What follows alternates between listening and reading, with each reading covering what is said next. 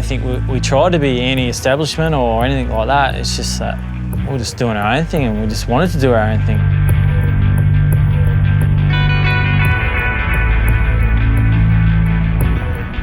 If you have individuals, then they don't have as much impact as when it's a group, you know? The energy of a group is stronger than just individuals.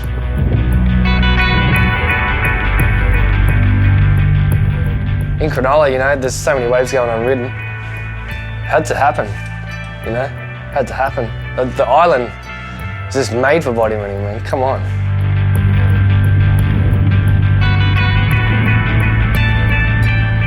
We were a thorn in people's backsides. People didn't want us. And unfortunately, we weren't going anywhere.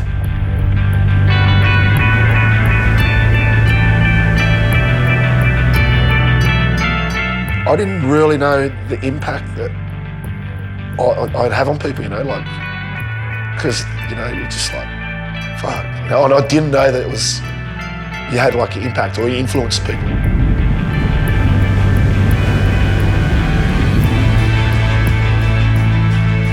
Didn't win a world title, I didn't finish first in a Grand Slam, but just to be a part of it was pretty much beyond what I ever thought I'd be able to achieve as a kid.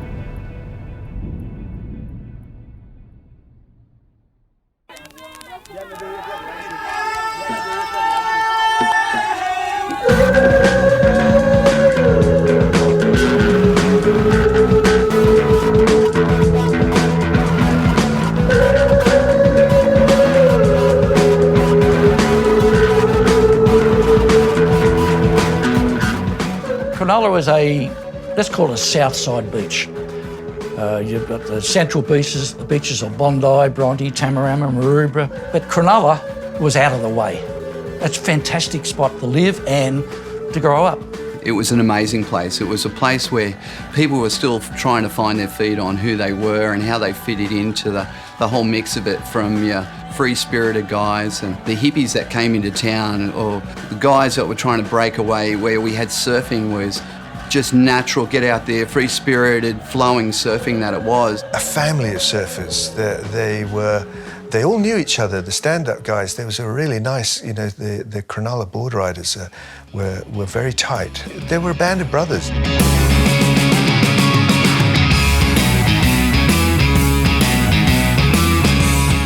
Yeah, I grew up in the early 70s down there, which was like the animal surf era with Michael Peterson and all that. You know, like at the point, if you weren't one of the regulars, you got beat up, told to go in, sent up the beach. There was a lot of fights, a lot of drugs, a lot of stealing. Yeah, Cronulla was a tough place if you weren't a local.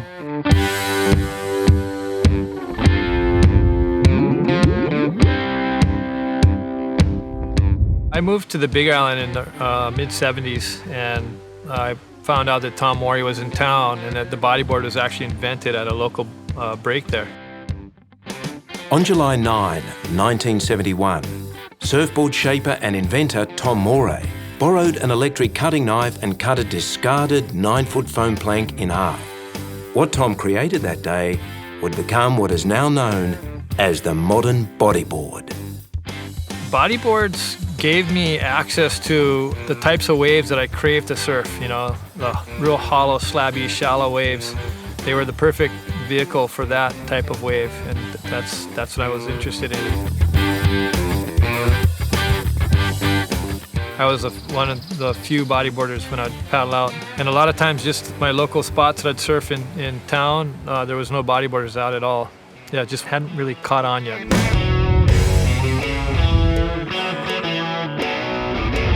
When I was in England,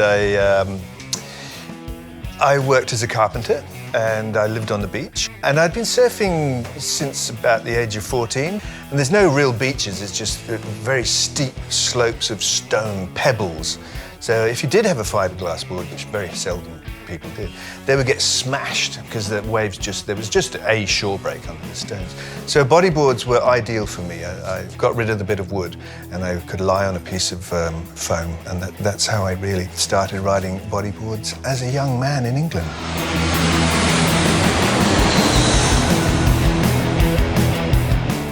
Oh, what a place, you know, get off the plane and the sea was blue. The English Channel isn't blue. And the sky was blue and all the girls had blonde hair and wonderful tans. And even to this day, remember the feeling that I had come home.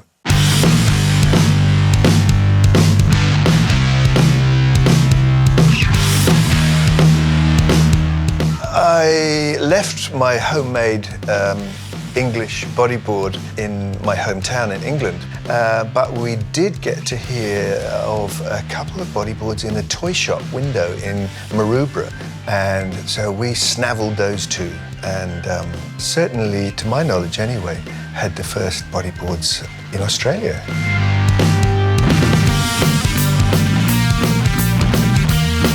When I first got there, it was almost a club, the Cronulla Point Surfers. A lot of stand-ups, obviously. There were no bodyboards to be seen in the water. Shark Island was a wave that seemed unrideable, but a small crew led by Chaz were enticed by the challenge. Shark Island's just, it's an incredible wave. It breaks off Cronulla, I think it's about 200 metres off Cronulla Point, and at low tide, the reef sticks right out of the water. Swells come from, out of deep water, and when they hit the reef, they just double up. It's a heavy wave. It's a wave that you can get very hurt on. I just thought one day, I might as well go out there. It looks great. First time I really looked at Shark Island to go out and surf Shark Island, I saw a guy out there and he was on a bodyboard, and it's Chaz, what he was doing and how he was pushing it. And he was riding in all direction swells, in whatever conditions. I went out there and joined Chaz with a couple of other guys and just started charging the island. Once you got guys that had a foresight of riding these crazy waves and getting barrels that were maybe impossible on a surfboard, there were guys that were just like, oh, we could ride this thing in that barrel because, it's possible. Bodyboarding was so suited to the island because you could ride it on days that nobody else could ride. So some of the stand-up guys they knew what was going on and they were very respectful. I'd had the best waves that I have ever had and will ever get, and once you get to that point, then it's time to move on.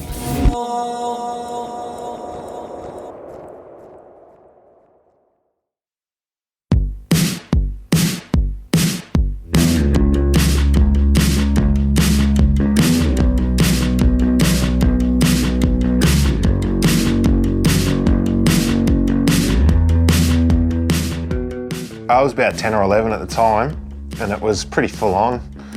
But being that young, I didn't really realise, I didn't know really what was going on. But I was lucky because I lived right on the beach, and I found that after school or in my free time, I could just go to the beach, and as soon as you hit the ocean, all that worry and stress and all that, you'd forget about it. So I just got to use that as an escape from what was actually happening with mum and dad breaking up, basically. I was too young to go out of anywhere but South Cronulla. Mum and Dad said, you can surf South Cronulla. South Cronulla didn't have surfboards. There was only bodyboarders and body surfers allowed, so too much hassle for me to try and talk my brother into taking me surfing with him. So I'd just go with Mum and Dad and, just ride my bodyboard. Started off on just going to the beach with the old man and on a half a foamy, the old foamy boards, got a boogie eventually. So it was accessible, and safe. Grew up with not much money and, it's pretty much everyone else bodyboard, so. We were all out west, and then parents split up and Mum moved to the coast, and Pete stayed with Dad and I went with Mum, and started surfing and got hooked. I got into bodyboarding by chance. I actually, at the time, we were doing family holidays. The two young fellas I was hanging out with, they were actually surfers, and they got me started on foaming. As soon as I had that first ride, that first drop, I was hooked.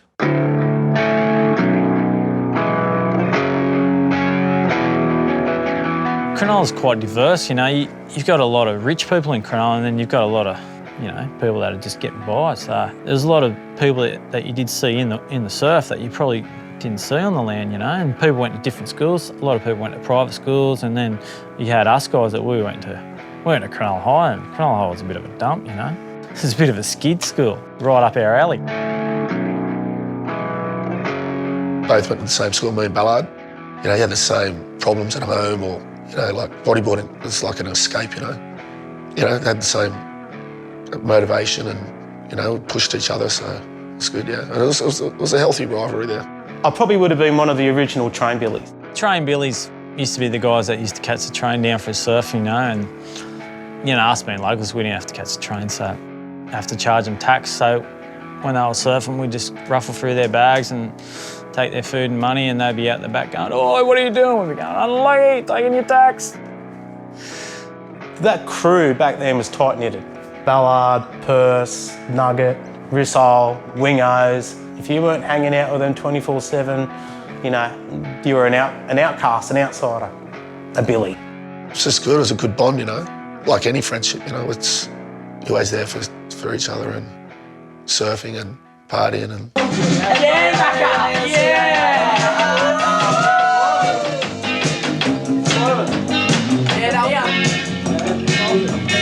From my knowledge, the Skid Kid name came from Jay Reel. Ballard went on a trip to Queensland when he was real young, like he would have been 14, 15, and he went surfing and he lost his money. That's where the name came from. Jay was saying, "Oh, you're a Skid Kid," because he had no money. Yeah, we were pretty feral. I don't know, we didn't have much money, and no, all we wanted to do was surf. And we all just had a dream to sort of try and make a career out of bodyboarding, you know, before there was even a career in the sport.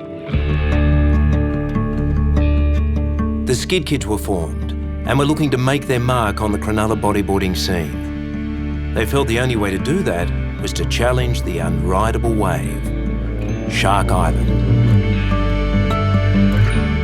I remember it was, we were surfing Southies. There was a few of us, and we just paddled from Southies out to the point. Yeah, it was a bit of an eye-opener. It was like, whoa, where's this place been hiding? Yeah, I didn't tell my mum for about 2 years that I surfed Shark Island. Yeah, she didn't know, and then when she found out, she freaked. Shark Island, you know, sharks she associated with, but little did she know that the wave was even heavier than, you know, I don't know, it was heavy as a shark attack for sure. When we first started surfing it, we were just kids, mate, you know, so we went out and we were just shitting ourselves, you know. You'd just be going, you'd be on the shoulder and you'd be looking at the reef sticking out, and you'd be going, oh, what are we doing out here? This is crazy, you know.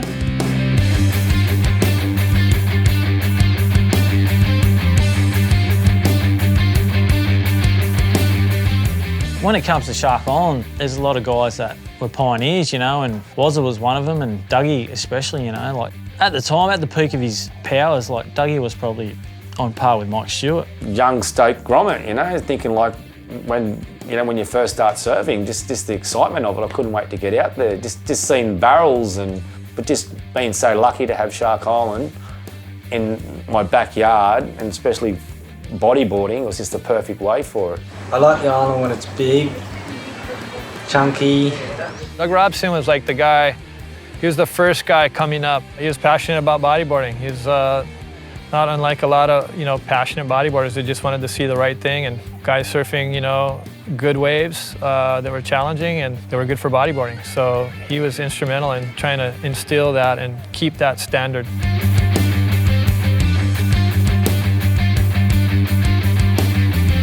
Another inspirational rider from Cronulla would have to be Warren Finebeard. He would be in positions that you wouldn't even dream yourself to be in. I just had this challenge consistently with Mother Nature, that it's bringing these waves to me. What do I have to go, or what is it that I can do in myself? So the bigger the wave came in, the heavier, the critical the situation was, I'd just like to take that on. So with injuries and all that, you learn from your lessons which ones not to go on that. But also too, surfers created us bodyboarders to charge, because the ways that they didn't want to go or couldn't go, they gave to us. So we got a lot of difficult waves, and then later we got the respect off them because we went all the crazy waves.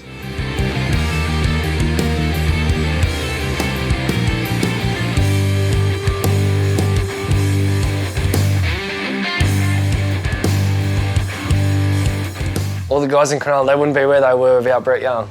Brett Young and Doug Robson, you know, they paved the way. And the funny thing is, none of those guys would even have heard of Brett Young. You know, there was a good core group of them that were really competitive and challenging each other and pushing each other, and that's why they were so good. You know, that was like a prototype for us to copy, you know. Bunch of guys really competitive and really talented and really good at what they were doing and just really pushing it.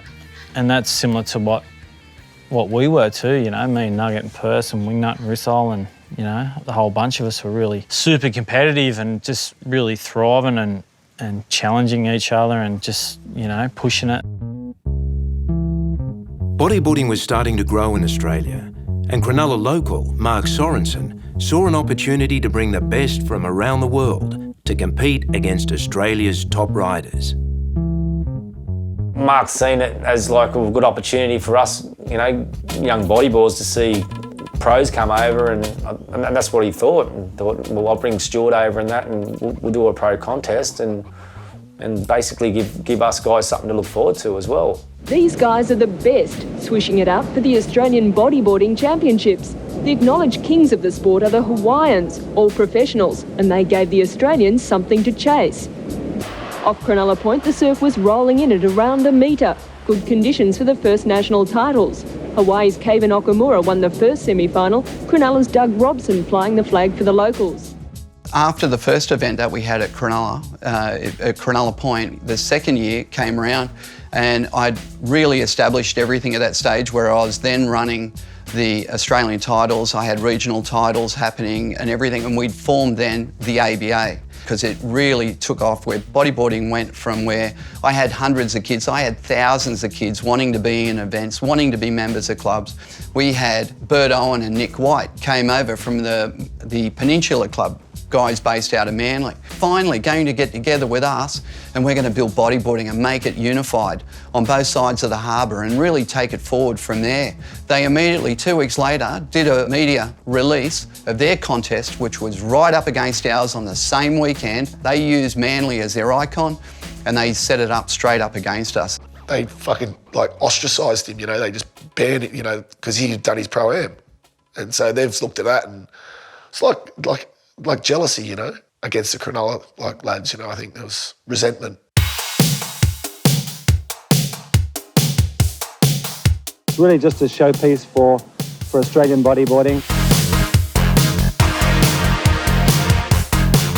I think the guys that subsequently took it over tried to have a little bit of a bigger vision for it, you know, rightly or wrongly, and they sort of went with that. You know, it's sort of, especially like the Cronulla guys and the Skid kids, they felt a little alienated by that.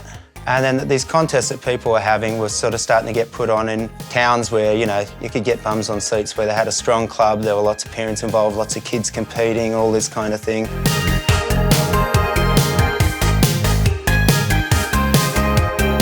They only wanted comps at Manly Beach because they could get bums on the sand, and all they were worried about was pleasing the sponsors, but they weren't looking after the riders, and that's sort of what started the whole Skid Kid movement in the first place, was them rebelling against small wave contests. We were having contests at Manly on a weekend in the middle of summer, no waves, and you'd have people there, and we were trying to put on a show for these people in shit waves, and it just wasn't happening, you know. We had to surf in these events. We didn't like to, and they were shit. We'd get knocked out in the first or second round because we had to do 4 or 5 or 6 spins in the whitewash, and then, you know, take our flippers off and run down the beach and in the sand, and then go back out there again. And, you know, we just don't do that here. 2-foot waves, we didn't know any better.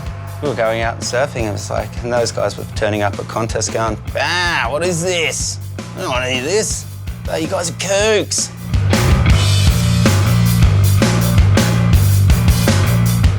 The best bodyboarders in Australia were the ones that could ride the smallest waves, and that really upset the skid kids because they were surfing the heaviest waves and they weren't getting the contest recognition for it. They let the contest officials know, you know, they gave them a hard time, they were complaining, and they just wanted it to change. In 2 weeks' time, the pro-in's going to be held at Manly on 2-foot dribble, and I don't think I'll be competing because it's really small. He's going to win, Nugget, come on. Alex Gibbs will win. His spinning skills are unreal. His flops, sorry, not barrel rolls, really good.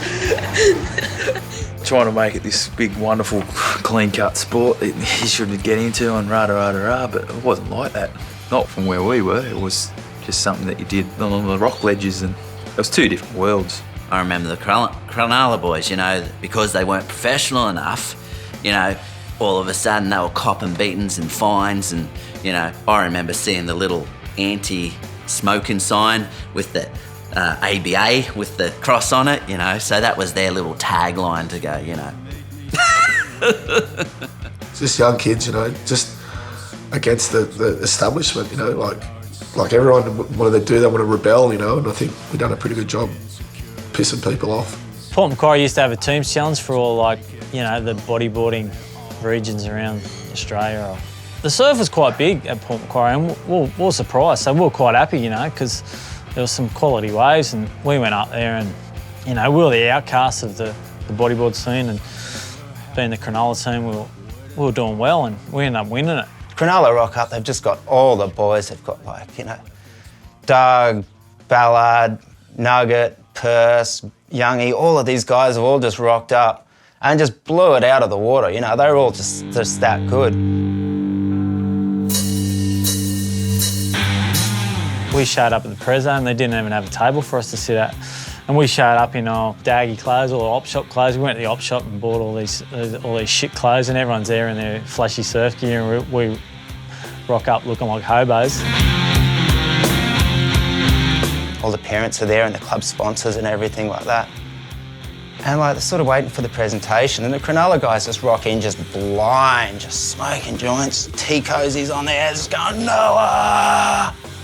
And, like, just pretty much just grabbing bread rolls off people's plates and just taking a bite and chucking them and stuff, and just absolute chaos. We'd never seen anything like it, you know. They get their trophies, they win, they smash it in front of everyone. Everyone's just shocked.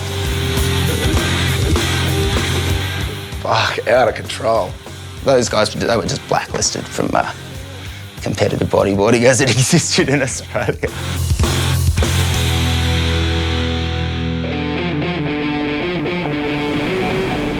After being banned from competing, the skid kids went back to what they knew best, pushing themselves at Shark Island. Just come flying in a surge and I kind of like, I thought, I'm not going to make this, so I'll kind of try to get out of it, but I didn't. As I just tried to push out of it, the wave just sucked me back over the lip and just basically, just landed on my ass and just shattered up my spine. After I broke my back, the skid kids just took it over, mate, you know, they started taking it on.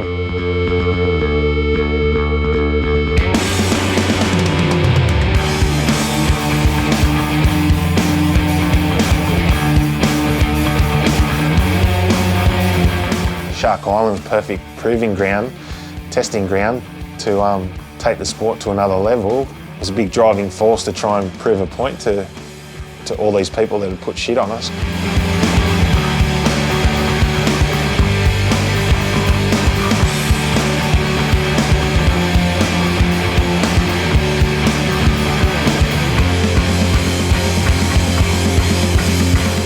We were so, like, into our own little thing that we weren't even thinking about the outside world, you know. We were just, like, challenging each other and just, like, going for it, you know. And we didn't even really care about other guys or how good other guys were. We were just, like, you know, we just wanted to beat each other, you know. No, it wasn't so much an us against the world kind of mentality that they had. It was more just like, we're confident enough in ourselves, we're confident enough in our ability, we're confident enough that we're doing the right thing, so fuck everyone else. It was a period of growing, and what those guys did was they took it in the ways that we now know bodyboards are perfect for. You know, guys are trying to work on spin to roll combos, and these guys are just trying to work out how to get the claw going on these big, thick foam balls, and just different worlds. And eventually, the water finds its own level and everyone's kind of like, right, that's where we're going.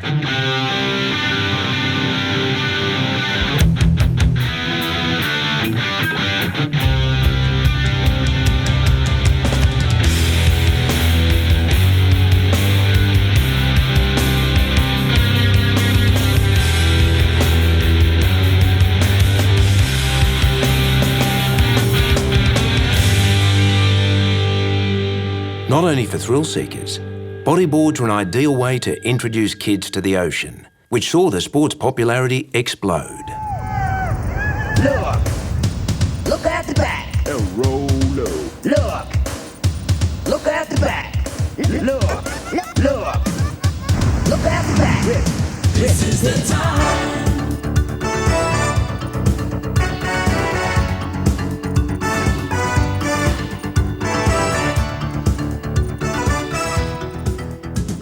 I got caught up in it and I just thought, oh, this is like one of the first like Aussie production movies made on bodyboarding. Looking for adventure, Mother Nature sent you. The lady who was making the movie rang me up and she said to me they wanted to do a song, like release a song with one of the bodyboarders singing it. And she said to me, who do you think we could get? And I looked at Doug and I looked at Wingy and I thought, oh, it has to be Brett. And Brett was the perfect choice because he had that Jason Donovan look about him.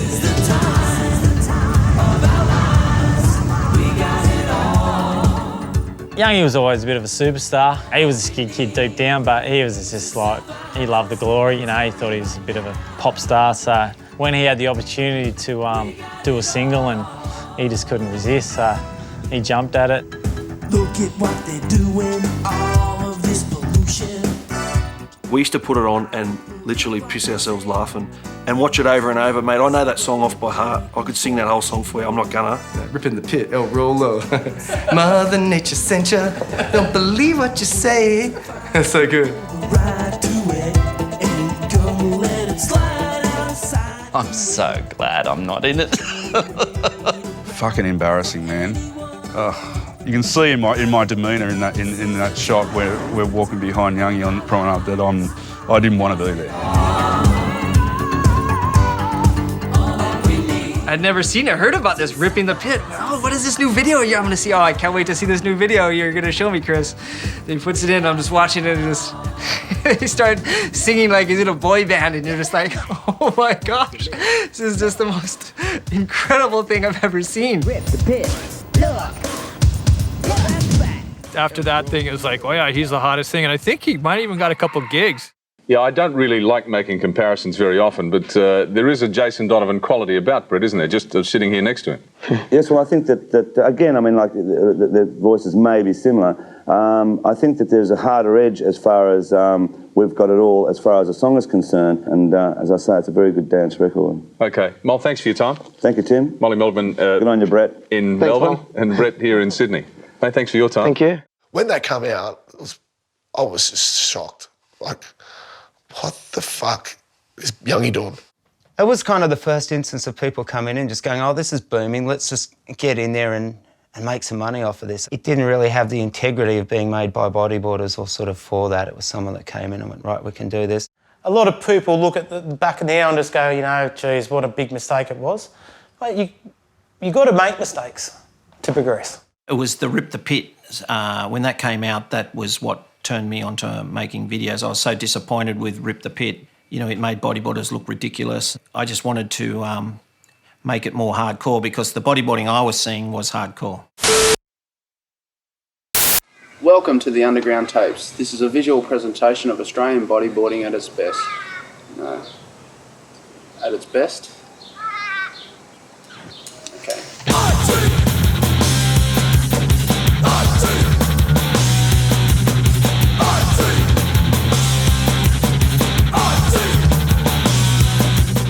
I remember just like the phone calls and the hype that was getting around Port going, have you seen that new video? Have you seen the Ballard section in that? Like blah, blah, blah.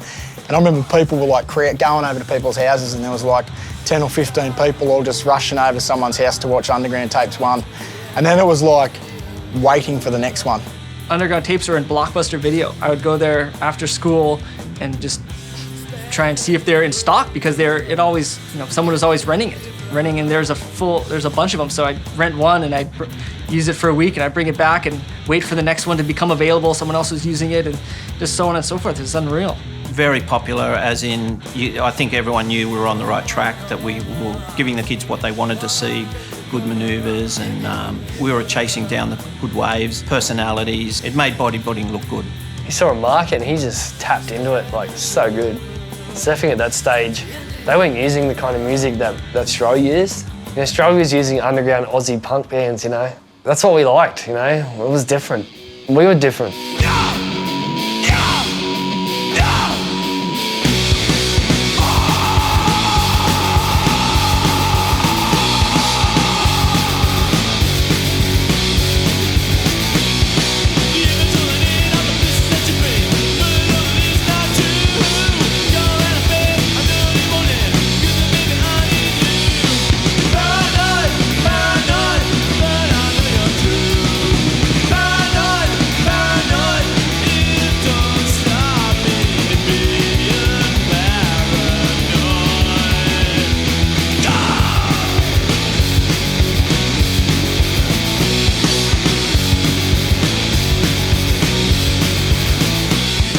Used to watch them all on the videos because they were the centre point of all Chris Stroh's movies, was the Skid Kids, Shark Island and the Skid Kids. It's hell feels when you paddle out and see Percy or Nugget or Ballard just pulling this hell pit, man. Just paddle out and go, woo, all right. See all the Skid Kids pulling in, getting the hell tubes, man. Just get your hell amped. Just want to go out there, just do whatever you can.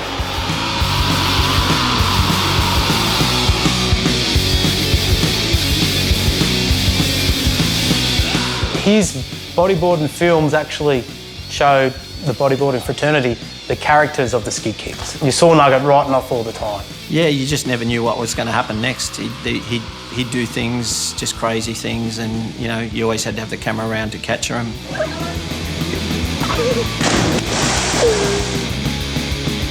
Underground Tape 6, Stroh's new videos, blockers on the payroll. I suppose just saying that name, Nugget. He's a funny human, Nugget. Kind of just out there. Nugget is a unique person. He's crazy, he's nuts. I don't think he's altogether upstairs. Usually people had two speeds, stop and flat out. He's just flat out. He was just one crazy dude.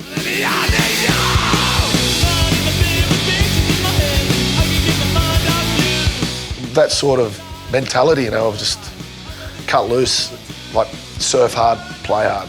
The kids like that. They were different, and they had character. They were different. They were just they weren't afraid to be a bodyboarder. They stood up for themselves. Like getting to know them, so to speak, in between the segments and the sections on those videotapes. Yeah, you felt like when you seen them in the flesh, you kind of could relate to them a little bit, and I guess that's probably the reason why we all love bodyboarding, to be honest. They were just loose and raw and didn't give a fuck and just went anywhere and did anything, and I just reckon that was just kind of what the sport needed. Just needed some solid, hardcore dudes that just did what they wanted to do and just went hard.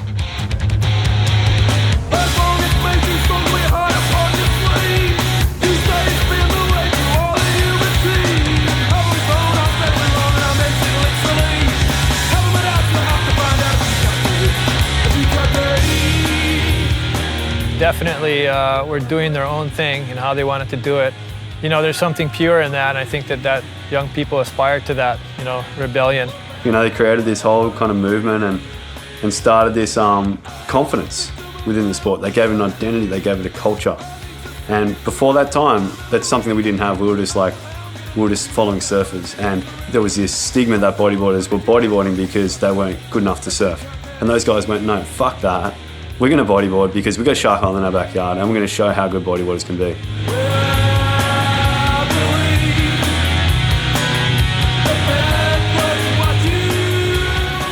Chris Stroh's movies were inspirational to bodyboarders around the world.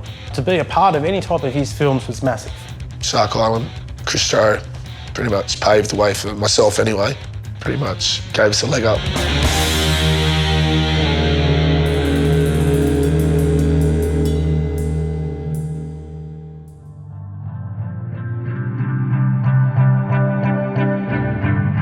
On the back of the Skid Kids' popularity, and the huge growth of the bodyboard industry, traditional surf companies began to feel threatened. What was happening was surfboard manufacturers were going bust. They were losing sales. The magazines felt threatened. Everyone felt threatened. They could see that bodyboarding was growing so fast. They were scared that bodyboarding was going to take over. Even our local board riders, stand-up board riders, their numbers, like their grommet divisions were just like non-existent, you know, because everyone was bodyboarding. I think that the surfboard manufacturers were definitely feeling threatened at one stage of how many bodyboards were being produced compared to surfboards. My dad's a shaper, so direct hit. Bodyboards have evolved out of those rubber surf mats we used to ride on the beach as kids not so long ago. Now more than 100,000 a year of these are sold in Australia alone. The relationship between bodyboarders and surfers originally wasn't too bad. It only becomes sort of an issue when bodyboarding went massive. You know, when bodyboarding became huge and it was sort of a threat to surfing, then, you know, there was certain people in the media that got into it. It was never an issue, you know, until that guy, I'm not even going to call him a bloke, you know, because he doesn't deserve that, you know, Sarge. He wrote this article in Tracks and I was just like, why would you do that, you know? Like, all my best friends are surfers, my brother's a surfer, and he just like drove a wedge. A lot of things changed after that.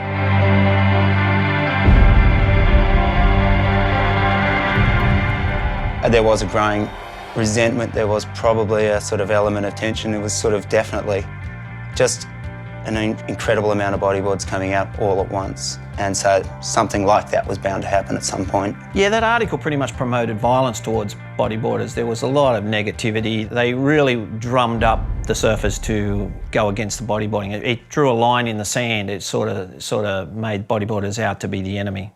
Very well received by surfers. They were like, yeah, these bodyboarders are everywhere.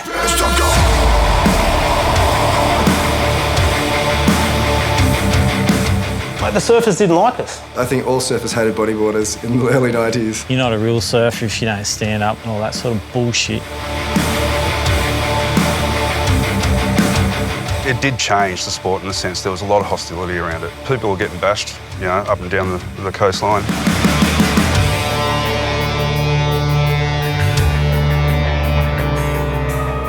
They tried to shut it down as best they could. You know, they used to threaten the bodyboarders and all this sort of stuff, and this is where the skid kids didn't back down. They held their ground. Ballard, he yells out first. And Sarge just stood up, like come around, and Ballard did not back down. And he just put it to him, and Sarge walked away with his tail between his legs. It was pretty weird for us because we're like, hang on, we're just out here having fun, and these guys are real anti-bodyboarding. It really made us hungry to prove a point to, you know, not just surfers, but other hardcore sports like snowboarding and motocross that guys going, fuck, look at these guys are doing, man, that's cool. Like, look at, what's this? What are these tricks they're doing? Like, just blow people's mind, you know, like big gnarly waves and show bodyboarding.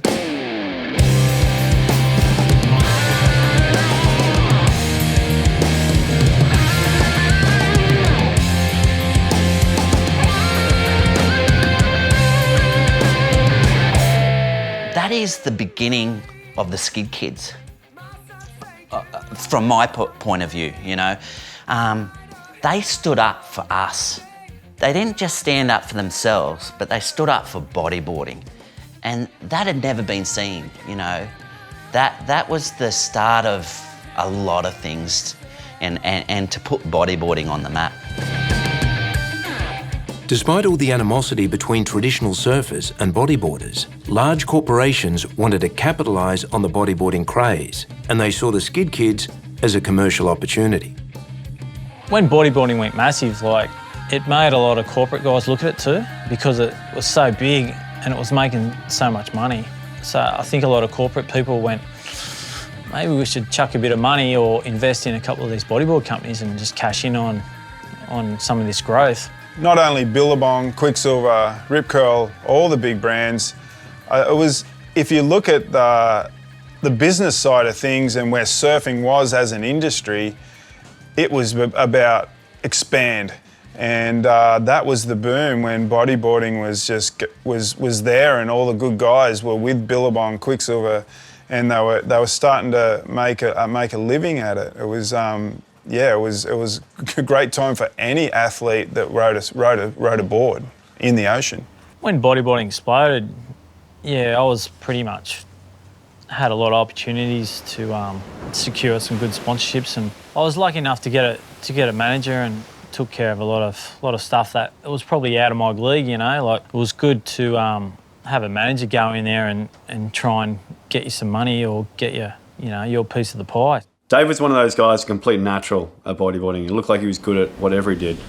The thing that I most respect Dave for is his drop knee skills. Like, he had this beautiful drop knee style and could surf in that style of wave riding in the heaviest of waves. He was definitely a really talented drop knee rider. Barrels, turns, tail slides, you name it, man. Backside, front side, whatever. Ask all the guys, man. Ballard was the man. Always on the grind, always on the grind,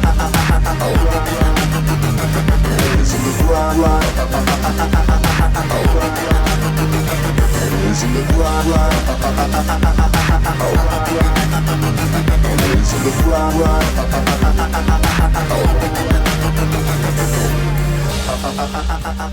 At about the same time that he was just killing it everywhere, we were starting to do tail slides on surfboards and come down tail first, and then it became the re-entry, get the tail loose into full reverse, and with no fins and on something short, he was doing that at will. So for sure, he would have influenced a lot of us, and it's something about him going left on a wave, and his calves and his snaps was always was sick to watch.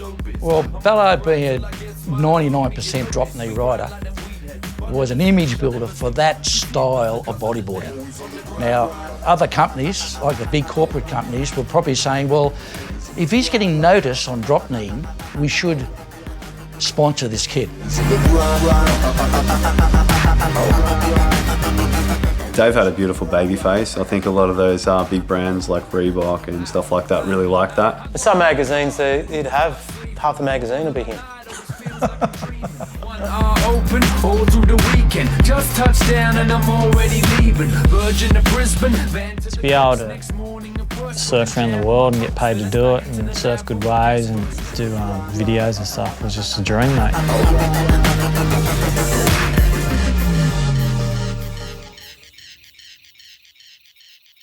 I would have been about 12 years old, and I remember Dad talking to a guy one day, and his name was Terry Fleming, and he said, I'm making these boards. He was like an Aussie board manufacturer. A standard board was 42, 43 inch. So you can imagine a kid that's only 2'9" riding a 3'6" board. That doesn't work. Terry was really cool. I'd go to the factory and him and Dad would sit out in the office and have a beer and all that, and Terry would say, hey, yeah, Adam, go down and grab a blank and do what you want with it, and he'd show me the basics of how to start cutting everything with the foam and stuff. I go down an hour later, check him out, and he's cut down the regular silencer board or cyclone board or even the Ross Hawk board. He'd cut it down to suit his height. I remember the first run of production had come through and they had a few orders, and I remember going and getting a photo. They had all these boards and I wanted them custom made with my favourite colours and this and that. And Terry was really good like that. He's like, yeah, whatever you want, we'll do your board how you want to do it. And it was a massive buzz to see those boards in the factory ready to go out to the surf shops and stuff. So Wingnut himself created his own image. He was the smiling little kid with the big teeth, and everything he did was happy, happy, happy, He's this little skinny guy with the big ears, and he started being a smart ass, and we all just loved him. I just wanted to meet him, and he just become this bloke that everyone wanted to know.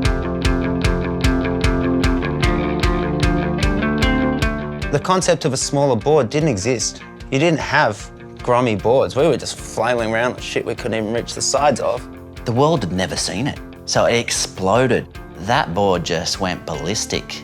It has to be the strongest marketable board ever. Our factory was attuned to do anywhere from 800 to 1,500 boards per week. And the good majority of those, up to 400, 500 boards, would be a Wingnut board. France, Spain, Portugal, England, all buying wingnut boards because the image was created. We sold thousands of them. Yeah, I sold thousands of them. You know, all the reps around the country sold thousands of them, and then it ended up becoming a multi-million-dollar company. G'day. You want to come and check out the new Manta range for 96, and if you want to get serious about bodyboarding, follow me. He was like a superstar at high school. He had his pro model and it was selling like hotcakes, and he was making money. He was probably making more money than our parents were at the time. You could be him if you're riding his board, you know? And so, yeah, that's what the point of connection with the Groms was. I mean, the kid was like a rock star among grommets. Skid kids were in the right place at the right time to capitalise on that, and they got a whole lot of commercial attention as a result, which was really cool because that, helped increase the sports profile on within Australia, and they leveraged that and made it grow. With so much media attention worldwide, it was a natural progression to create a world tour, providing the Skid Kids a platform to make a real impression on the international surfing scene. Everyone from all around the world, the professionals, were all trying to get this circuit together so we could achieve the world tour and crown a world champion and all that. Well, I think back then it was called the Global Organisation of Bodyboarders, and there was South Africans, Japanese, Hawaiians, Americans, Europeans. Until 1994 was the pipe contest, the world title. You win pipe, you're the world champion. 1995, the whole thing changed. GOB Tour, for the first year we had 5 events. I remember the first year was a huge success. That thing just didn't stop growing. And the more countries wanted the events, would start growing like unstoppable. Well, at one stage we had a tour with 11 events, and I was non-stop traveling. I was traveling to all of them, and most of the bodyboarders too. It was huge.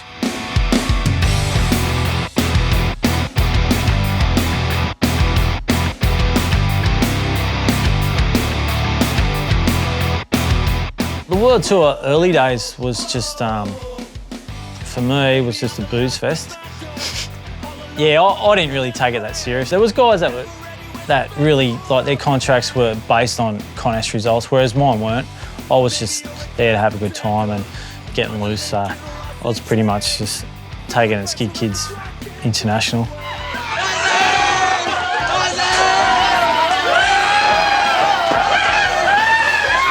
Being on a tour with the Aussies, especially Wingnut and Ballard, was pretty a learned experience. Lifestyle. They have a different lifestyle. It's totally different than mine. I remember in Reunion Island, they party really hard the night before, and on their heat the next day, they were ripping. Any other guy would be like, falling off the board or just hangover. You gotta give props to those guys, and I respect them for that. I was like, oh, because I will never be able to do that. We loved hearing the stories when Youngie would rock up and he's been hit over the head with a bloody metal bloody thing, and the director's gone to get him and Wingy out of jail, It's like, we were fascinated by these stories, mate. Yeah, we didn't take it too seriously. We tried our best in our heats, but we just said, you know what? It was like a dream tour for us back then because it was the first time it had kicked off. It wasn't about winning, it was just about having as much fun as you could, and we had plenty of that.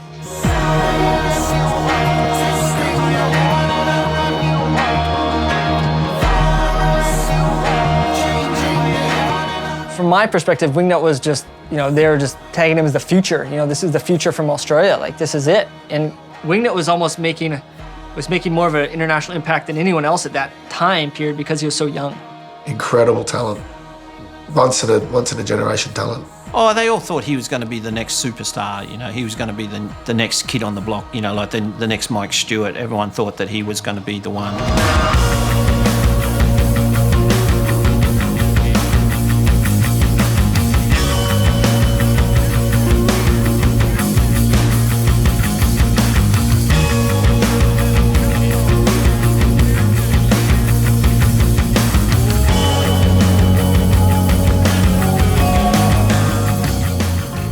Everything was going really good. I'd been out of school since I was 18, so I'd been travelling on the world tour and beyond what I ever thought I'd be able to achieve as a kid. And then I found that all the travel was just getting too hectic, and I remember saying to my dad, you know, what do you think we should do? Like, I don't want to travel as much. It wasn't good for me. I just wanted to be back home with family and friends. And He was still on the world tour, but he was just getting worse and worse. We could see it. He wasn't coming back from partying, you know, he'd be still a bit out there. I'd been down the Snow and basically we were partying pretty hard, and I remember driving home and I was just like, shit, like, fucking what's going on? Like, I don't know whether I was partying too much or whether I might have hit my head or something and didn't realise, but I didn't feel well, and I had to come home, and it turned out I had to jump on a plane and get to Portugal just a couple of days after that, and I just didn't feel right for some reason. Along the flight, I just didn't feel well, and at the time I wasn't drinking enough water, and I was a bit lost. I was walking around the streets of LA and had people yelling stuff out to me and that, and I started getting really paranoid and thinking, shit, what the fuck, what's going on? Like, am I gonna get killed over here or what? What am I doing here? I'm supposed to be at the airport. I was just basically lost. I made my way back to the airport the next morning, flew to New York, and I wasn't even supposed to be in New York. I just got on the wrong flight and somehow ended up there. I got lost in New York. The same thing, I'm walking around with all my boards and that, thinking, shit, how am I gonna fucking get to this event in Portugal? And I was scared, and I ended up at a hotel, fell asleep, and woke up, and some guys pushing me down the corridor going, welcome to the Jamaican Hospital in New York somewhere. And they've put me in this room. And then the doctors came in and said, mate, do you know how lucky you are to be alive? Like, I didn't realise at the time, but the doctor said, you could have died. He goes, you're so dehydrated, and you know, I hadn't eaten, I hadn't been looking after myself, hadn't been eating enough and drinking enough fluids and stuff. And they just said, look, just rest up for a couple of days and we'll get you back to Australia. And I'm like, but I've got to go to this event in Portugal and that. And they said, no, you got to go home. You can't try and get to this thing. You got to get home back to Australia because you almost died.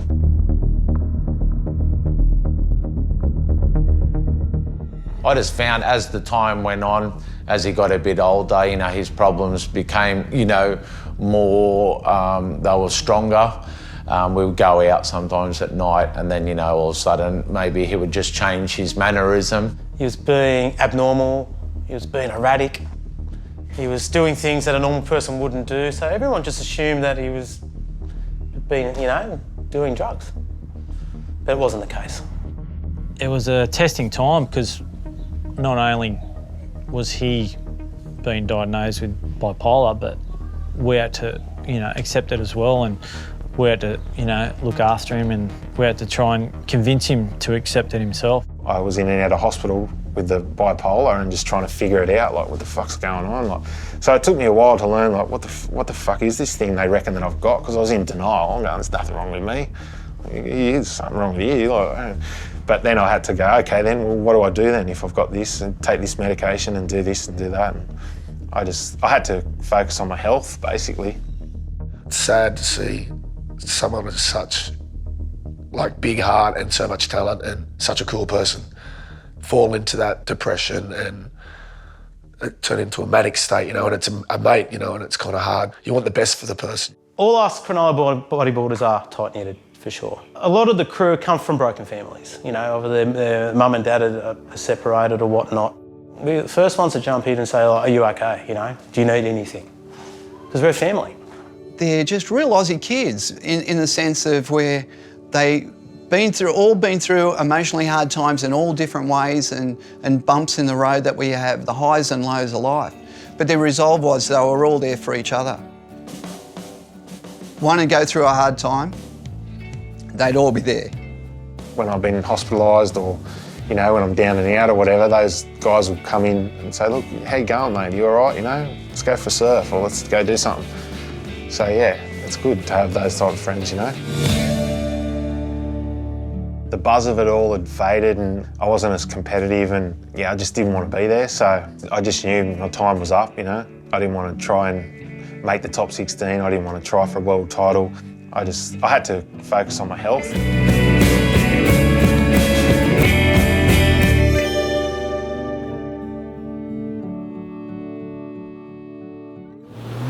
Just as Wingnut's health issues rocked the Skid Kids, another tragic blow would shake the strength of the group.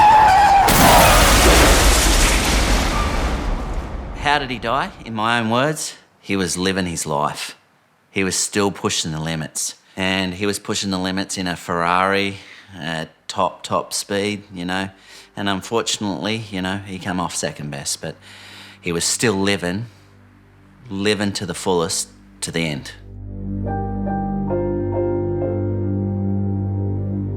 I was actually having a beer with a few of the boys at Northies.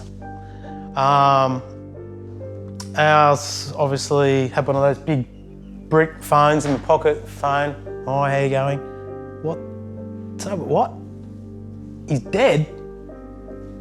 I couldn't believe it. It was so weird that we just happened to be in the one spot at one time.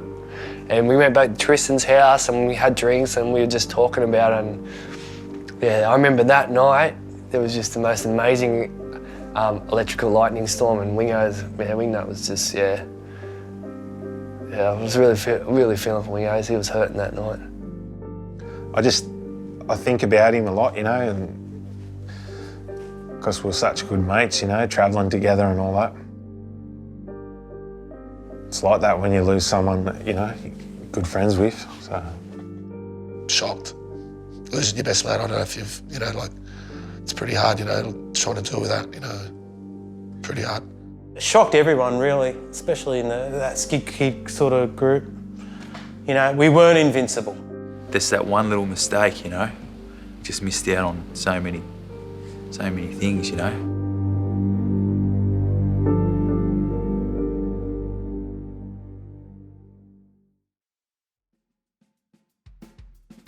Brett Young's death reminded the Skid Kids about what was most important in their lives. For Matt Percy and Rissole, it was always about the personal experience of riding Shark Island. It's just something that I like to do, you know, and you're just pushing your own limit on it, you know. It's just about going as deep as you could, not trying to promote the bodyboarding thing, you know.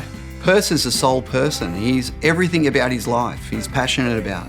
With his painting, where he was very early years with his art, he was amazing with that. Creativity, amazing guy. Alternate thinker. Then, when you go from that to his surfing, again, he's a guy, he's very defined on what he wants to ride. He doesn't want to be a competitor.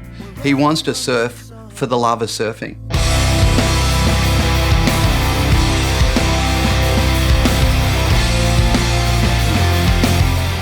Out of all those Skid Kids, he's the guy that has this beautiful, beautiful, beautiful style, simple, elegant, never forced, and just made bodyboarding look so attractive. He was like this quiet, kind of like elusive guy that used to just go out there and rip and then just go home. And he wouldn't be about all the hype and stuff like that. He wasn't into the whole bodyboard scene. He just did it for the love. You know, he liked to get barreled, and that's what his main aim was, getting barreled. Everyone's different, aren't they? You know, everyone's got their own how they go about things and that. I just didn't. I mean, all those photos that were printed of me was never ring up a photographer and say, let's go and shoot photos. It was never, that never happened. It was just they happened to be out there at the time, you know. You fly past on a wave and they get a shot. So it was pretty lucky.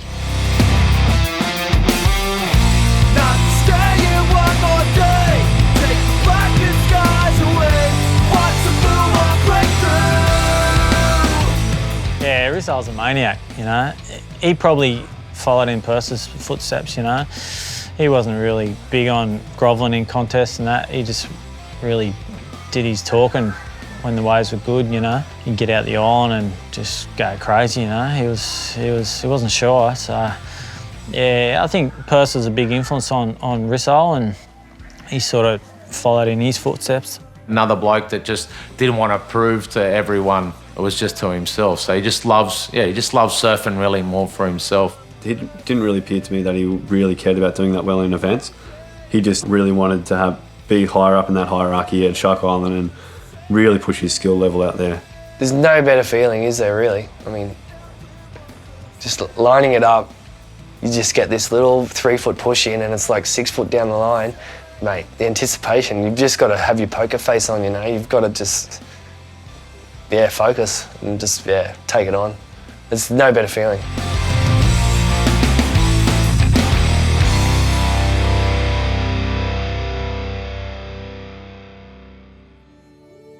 Once the bodyboard boom of the early 90s sort of plateaued a bit, a lot of companies were starting to reassess their investment in bodyboarding, especially the big companies. And a lot of them decided to pull out, which sort of sucked, you know, because they come in and cashed in on it and then got the hell out of there. So, yeah, it was a bit of resentment, I suppose. If you look at the time it happened, it's probably about the same time that the surf industry plateaued. It's probably about the same time that their marketing dollars shrunk. I think for me it goes back to bodyboarding was probably the youngest component of the marketing department of all the big brands, so they'll be the first to go. They definitely just overnight just said, no, we're not going to support any bodyboarding. And it was pretty much a definitive act, and it was unilateral. It was almost like they all talked to each other and said, hey, let's not do this. This is not healthy for us. And which is unfortunate because I think they really ripped a big part from the spirit of wave riding.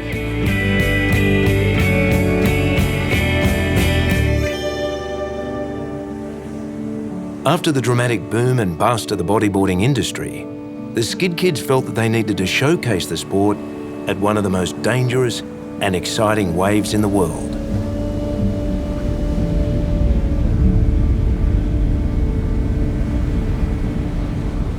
I just thought it wasn't going in the right direction. You know, I thought the sport had a lot more potential than what it had at that time, you know. A lot of the surfing fraternity and that were always looking down at us as, you know, how about you do a couple more little whirly birds in the whitewash, you know? That's not what bodyboarding is. Bodyboarding's about getting solid, heavy waves. And at the time, bodyboarding, in my opinion, had to step up.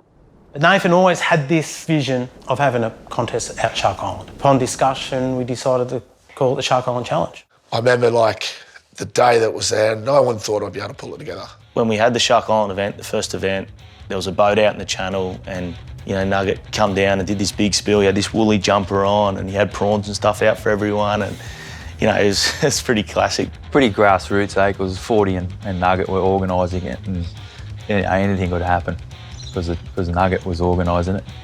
But it came off, you know.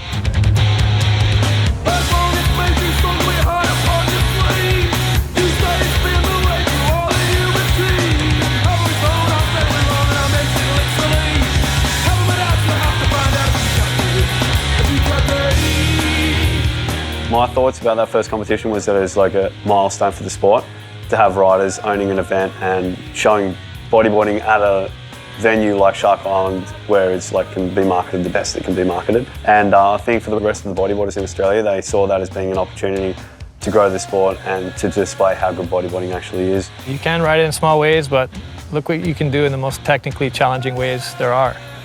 That's what really separates bodyboarding from every other discipline of wave riding.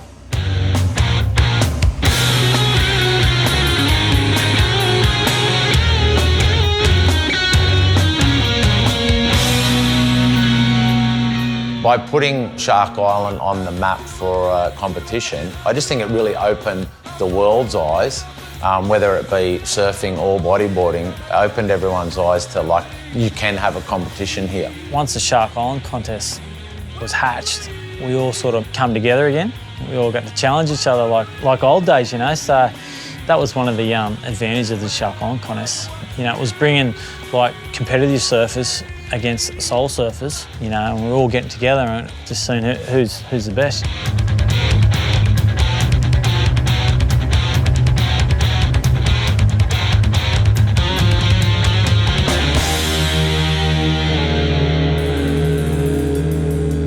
Look, the contest went from being a contest with mates and afterwards having a barbecue and a few beers. When the industry saw what it was all about, they liked it. It's fresh. They showed bodyboarding in its true raw state. They wanted to be a part of it. But for them to bring in more, bigger sponsors, it had to become more professional. 40, I believe, foreseen something bigger. You know, he foreseen something that was special. And I think that had a lot to do with it becoming such a prestigious event. He wasn't thinking about himself then. He was thinking about the sport on the whole and how much this event would push it into that, you know, from boogie boarding to bodyboarding.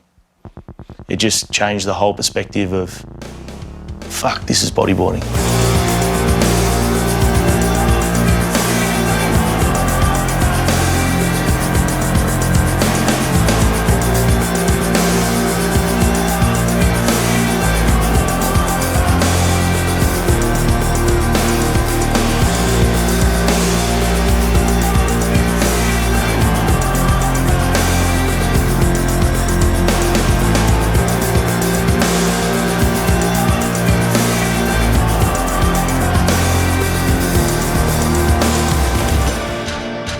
A massive storm half the size of Australia is pushing huge waves onto our coast. The Bureau of Meteorology is predicting waves up to 5 metres high in our south, and authorities are warning swimmers, boaties and surfers to take extra care in the treacherous conditions.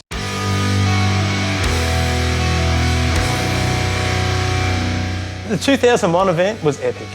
I couldn't have asked for a better. It just all lined up. This East Coast low formed off the coast. We were just watching it. Not many people wanted to surf it because it was big. And it was actually, we couldn't judge to see how big it was. Like your smaller ones were in your 6 to 8 foot range, your bigger ones were in your 8 to 12, but breaking on the third reef out there. Looking at it now is a historical contest, you know, because the waves were massive, you know, and it was a gnarly direction and the tide wasn't real good, and 40 was just frothing going, oh, look at this. He was thinking of dollars and everyone else is thinking, it's gonna be bloody. You know, it was just like, I said to him, mate, you're crazy, you can't hold it. And he went, you're out there.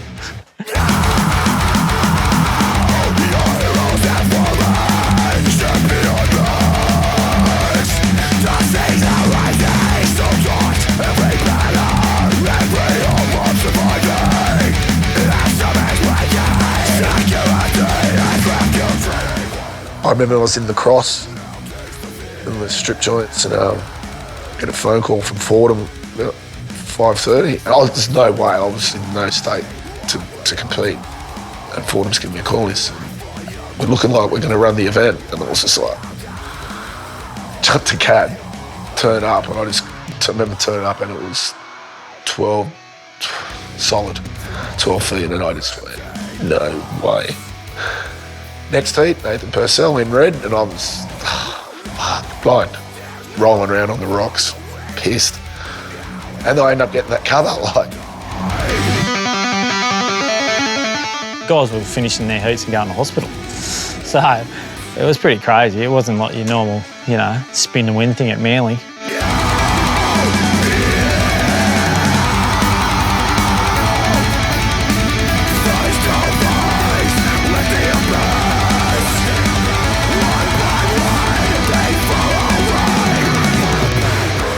The 2001 was an interesting contest for me because I had a clothing company at the time, Rejected, and that night of the 2001 contest, my brother rang me up and I was sleeping in the car in Cronulla.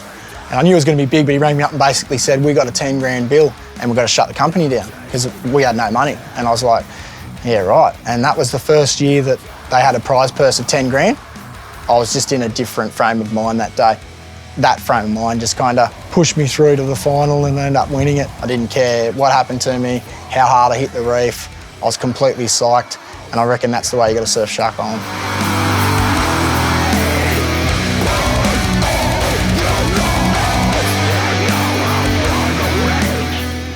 Anyone who saw that would have to give them respect because those waves were, they were life-threatening, you know? It wouldn't matter if you're a surfer or a skater, to watch those waves get ridden, it was pretty awesome. Mate, it was heavy, it was dangerous. They were getting the pits of their lives. Little did they realise they were making history.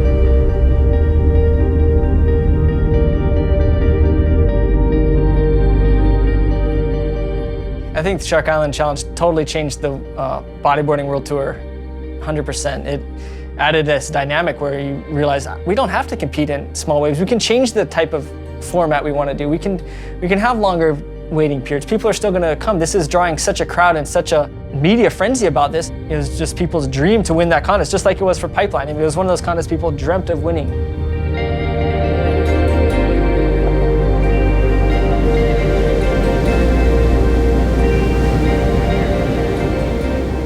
It was for sure an important part of where the sport is now, and past the point where they started there, it was like always became like the benchmark. Okay, you know, it's this type of wave that we need to be searching out everywhere, and this type of wave is what brings credibility. And so, for sure, it definitely changed the game.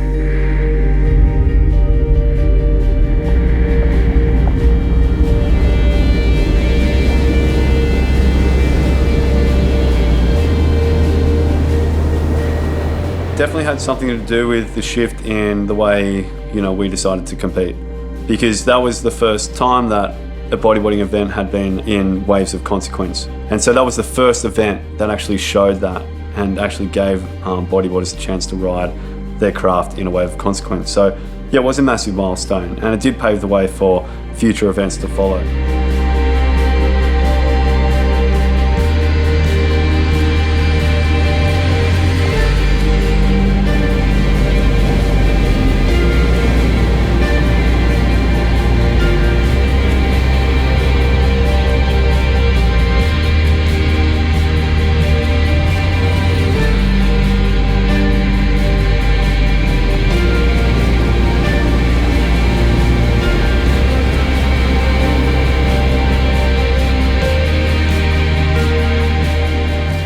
We wouldn't be here today, I don't think, if it wasn't for the Shark Island Challenge and Nugget and 40's idea.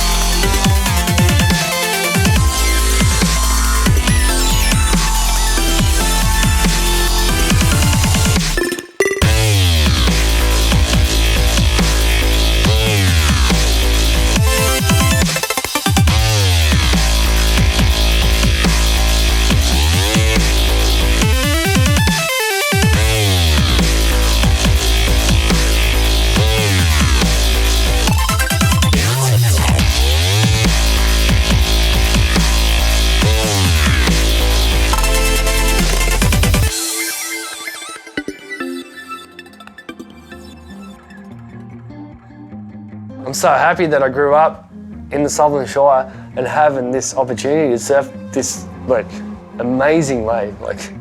You don't know till you surf it, you know what I mean? People say, oh, the island, and until you surf it pumping and you get a good wave, you're just an onlooker. I didn't understand, nothing ever lasts me, but I'm changing the tune and that's giving me a new play. I don't have any regrets. I've lived a pretty charmed life, Be able to surf around the world and get paid to do it and surf good waves, and it was just a dream, mate, So I wouldn't change a thing, even though it's all ended now. But when we were doing it, we used to say, if it ends tomorrow, well, we're super stoked.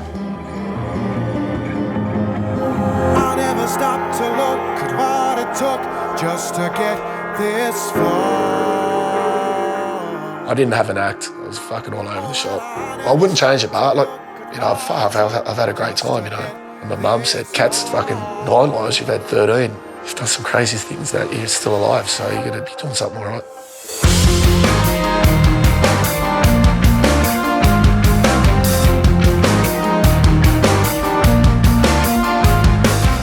I never wanted to be a world champion, believe it or not. I just wanted to be a good bodyboarder. And I believe that, back there I was. I had fun doing it.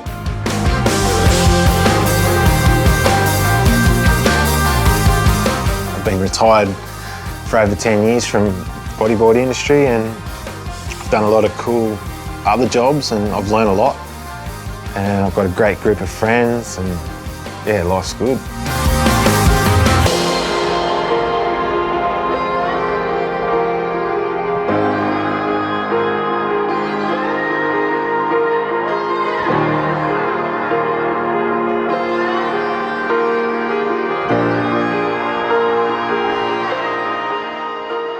idea of the skid kids, the whole bodyboarding thing. I just think we just changed it because it was just different. It's just what it needed at that time of just people not caring about being stereotyped.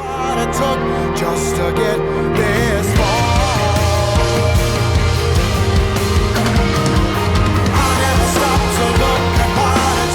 The skid kids created more of a independency for bodyboarding. I think they created this personality.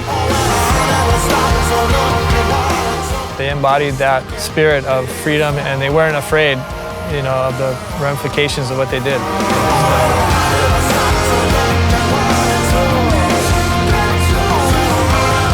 Their legacy will be forever lived. They paved the way for what we do these days.